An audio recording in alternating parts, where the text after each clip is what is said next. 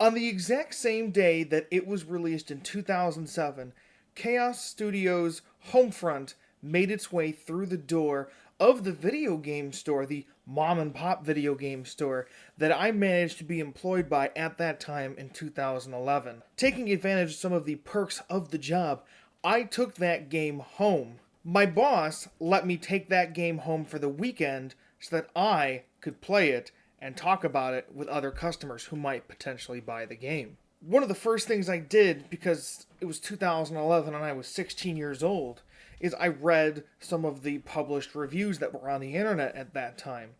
And almost all of them had one singular complaint. The single-player campaign of Homefront was 2 to 3 hours long. Now, this was 2011. I was 16 years old. I was barely employed, and I did not have enough money to pay for Xbox Live Gold. So I did what anyone else would do in my position, and I stuck to the single-player campaign, which, at 2 to 3 hours long, is not exactly the most exciting perspective value. Being that I didn't have any access to this multiplayer, I had to do whatever I could to get as much value out of this brand new $60 game as possible. So I turned to the only option I could think of, which was to put the game on hard mode. I still finished the game in about 4 hours on the hardest difficulty, but when you compare it to the average time to complete, which is 2 to 3 hours, that's a 25% uptick in game value. Since that very fateful weekend where I played through Homefront, I have made it my goal to squeeze as much gameplay time and value out of every single game that I have ever owned by switching the game to hard mode. That was 2011. Today is July 1st, 2020. I still do the exact same thing to maximize the value of my purchases. And in doing this for the past 9 years, I have learned some things. Welcome to Hard Mode, the show where we look at video games from the perspective of how they play on the hardest difficulty. Contact rehab edition. Blast off with all systems go. Ratchet up the road. What you're looking at today is going to be our first episode, which looks at the 2014 remaster of The Last of Us, a 2013 game developed by Naughty Dog and published by Sony Computer Entertainment for the PlayStation 3. I played this game on the PS4 Pro and the 1800p 60 FPS mode, and I played it on grounded mode. So, a great hard mode tests its players in ways that are often frustrating and demands near perfection from its players to allow them to progress. Having spent the last 10 years or so playing all of my video games exclusively on the hardest difficulty, I've developed a set of criteria that dictate whether or not I feel a game's hard mode is good. I hope to illustrate those criteria as we discuss what it was like to play The Last of Us Remastered on grounded difficulty for the first time. So according to The Last of Us Wiki, grounded mode is described as the following. Supplies are next to non-existent. Listen mode is disabled.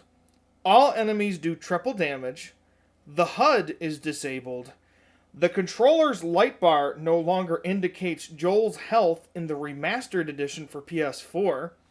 Enemy AI is extremely sharp, more so than Survivor. Mid-combat and mid-stealth checkpoints have been removed. Allies do not grant the player ammunition or health kits except for in one sequence. The revolver instantly kills non-infected enemies that are not wearing armor, and pick-upable items do not flash to the player. So, in terms of reviewing this game from the perspective of only having played it on grounded mode, I'm going to talk about what it was like to experience this game for the first time with all of those modifiers on a case-by-case basis. Because of how limited the supplies were in my playthrough of The Last of Us on Grounded, crafting was basically something that only happened in my wildest dreams. Throughout the multiple hours of my playthrough, I crafted less than 5 shivs, I crafted a single health pack, 5 Molotov cocktails, and 2 nail bomb items.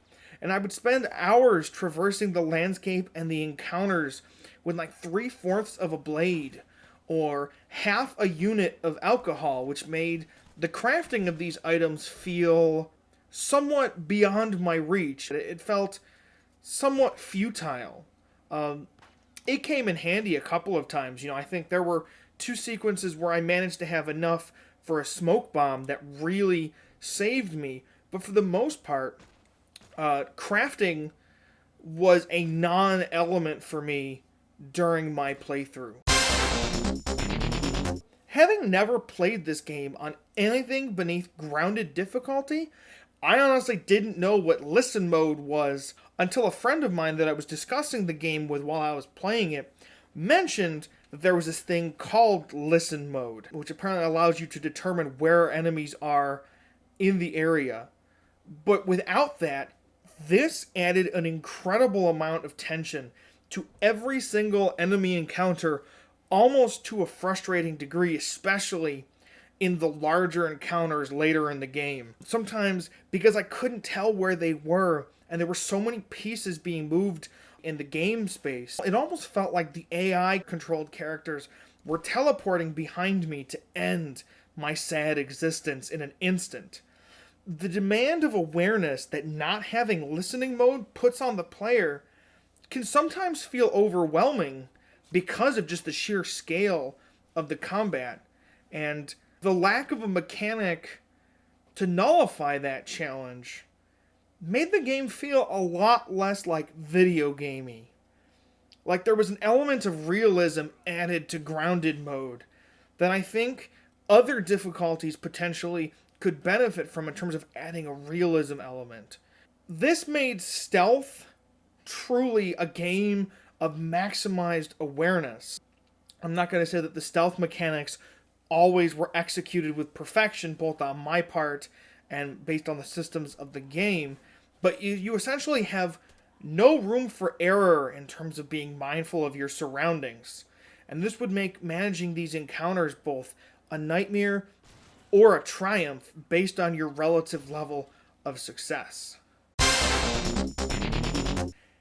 Every single enemy in the game, no matter what part of the game you are in, no matter how many times you've upgraded your health, can kill you with one well-placed shot. There was never a single moment when enemies were present in the environment where I did not fear for my safety, because a single mistake or a shot from a distance or a pipe to the face from which there was no chance for recovery just meant death.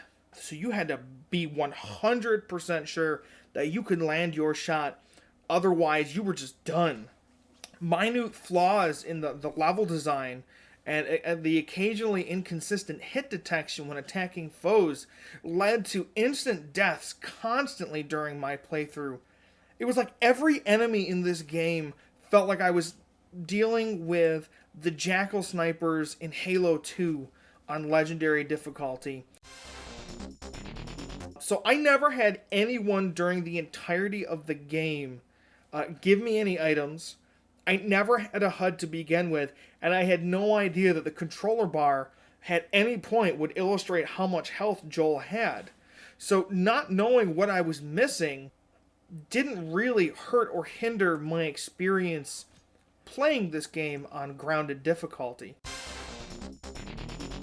Every enemy in this game felt like I was fighting a humanoid xenomorph, especially when I was going up against the infected enemies. A single press of the analog stick with too much force would spell immediate doom. Stealth kills, unless you could guarantee that there was no one remotely close to hear you, would almost always give away your position, especially when you play as Ellie in the latter half of the game. And there were times when I would get incredibly frustrated with the lack of mistakes that the AI wouldn't make in their movements and inaccuracies, but in an unusual twist, their perfection just pushed me harder to attempt to attain my own perfection in the gameplay. Like, because the enemy AIs didn't make mistakes. It really pushed me to try and sharpen my repeated attempts at different encounters to push towards a more perfect execution of my plans, which was ultimately very satisfying when I was successful. One of the things that I learned later when I was, again, discussing with a friend about my experience playing this game is that there are a lot of checkpoints during the combat sequences in this game on lower difficulties, like normal and survivor. In grounded mode, you basically get one checkpoint at the beginning of every single combat sequence, and those sequences or those encounters could be 3 to 4 battles in a row. And if you die on the last section, you get sent all the way back, almost like you're playing like an NES era video game. You know, losing 5 to 10 to even 15 minutes of progress due to a single mistake was incredibly unsatisfying. And I believe the removal of checkpoints is what makes this game so incredibly challenging on grounded mode. I can handle sharper AI. I can handle mitigating the challenges of triple damage and little amounts of resources, but removing the comfort that came with having those frequent checkpoints really made this game an exhausting experience. It just seemed like a natural way to have that weapon work against unarmored human enemies. In real life, if you get shot in the chest with a revolver, you're going down. So learning that this isn't the case in all of the difficulties of the game kind of almost makes me think that playing on grounded is the only way I'm going to enjoy this. Because the only way I survived half of these encounters is because that revolver would just be a one shot, knock a guy right back from where he is, wherever he is on the map. It was like having a super weapon in the middle of this intense nightmare. I'm going to be straightforward. All of these modifiers sandwiched on top of each other nearly broke me as an experienced video game player. But let's run it through my criteria. In order for a video game's hard mode to be truly considered great, it has to pass a number of objectively subjective criteria that I've devised. Is it fun? Is it satisfying? Is it comprehensive? Is it replayable?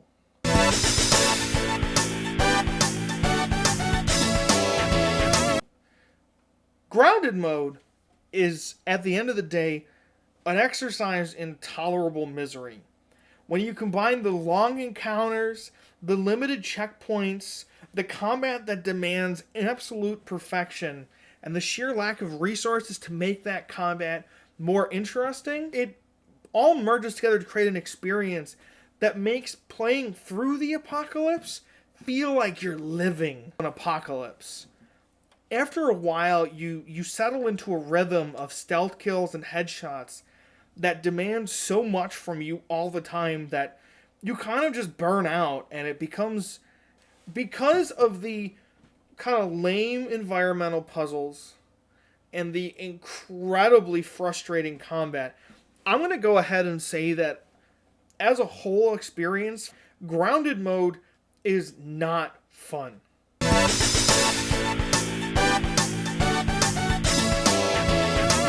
When I finished it, did I feel like I wasted my time? I'm going to go ahead and say no. The Last of Us has an incredible story to tell you about a bond that forms between a hardened, traumatized father who never had time to get over the loss of his child and a stubborn teenager who gives him a chance to reconnect with the parts of himself that kind of scabbed or calloused over decades of that lack of closure. It's like a father-daughter love story of sorts about two people who grow into each other when faced with the end of the world. You grow closer to the characters while exploring these very simplistic environments that are very kind of samey over time. And you solve these simple, contrived, and kind of lame puzzles that almost add a sense of consistency into the game's world. The things that you do at the beginning of the game are basically identical to the things that you do at the end of the game. And it leads to a cycle of intense exertion and then recuperation that ends up feeling fairly satisfying. And that's a testament to the great creative team at Naughty Dog that absolutely nailed the balance between gameplay and storytelling. When you fight through each environment in grounded mode, getting to that development afterwards feels like a beautiful reward, that you've truly earned the next piece of the story.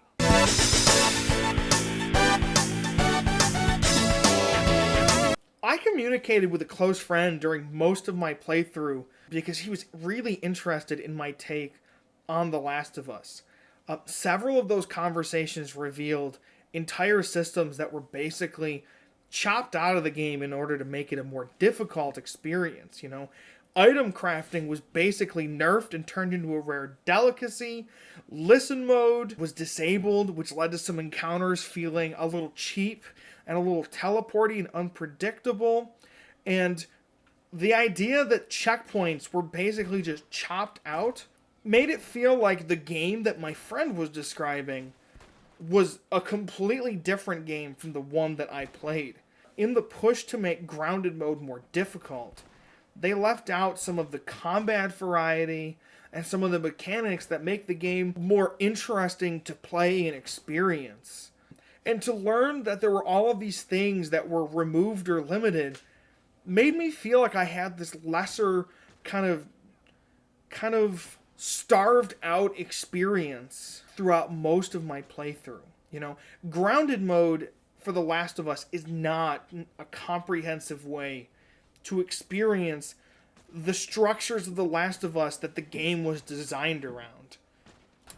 It's not like Veteran on Call of Duty, where all of the gameplay systems are still represented, or Nightmare and Ultra Nightmare modes in Doom 2016 in the same respect. They literally removed components of the game to make it more challenging.